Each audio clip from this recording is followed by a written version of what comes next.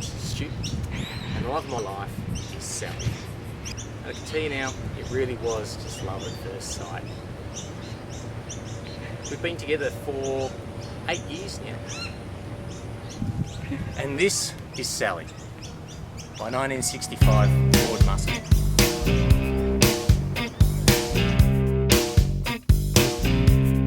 Mustang Sally, guess you better slow that Mustang down.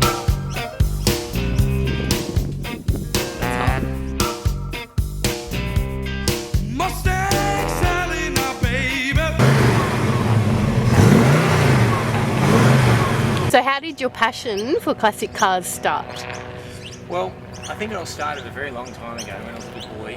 One of my dad's mates had a 1967 Camaro.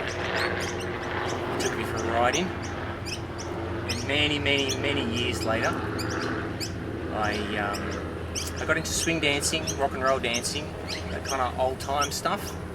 And I think that kind of piqued my interest for the old classic cars. And then when it came time to change over my car, I thought, why not? I'll buy one for myself. So passions seem to be an expression of ourselves in terms of our needs and our strengths. So what need would you say Sally satisfies in you? Well, I think a car like this, it satisfies man's need to build and fix things. And what have you built and fixed in Sally? Well, there's a bit of a list. I put extractors on. I've replaced the intake manifold and the carburetor. I put a new radiator and electric fan on. I put a set of gauges inside so I can keep an eye on her. And I've got quite a few things still to do.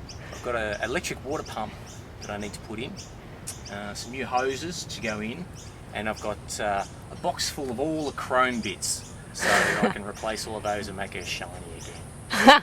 I'm sure that'll mean something to people who speak car, and it sounds like fun. Well, she certainly allows me to express my problem-solving strengths, and she certainly gives me lots of problems.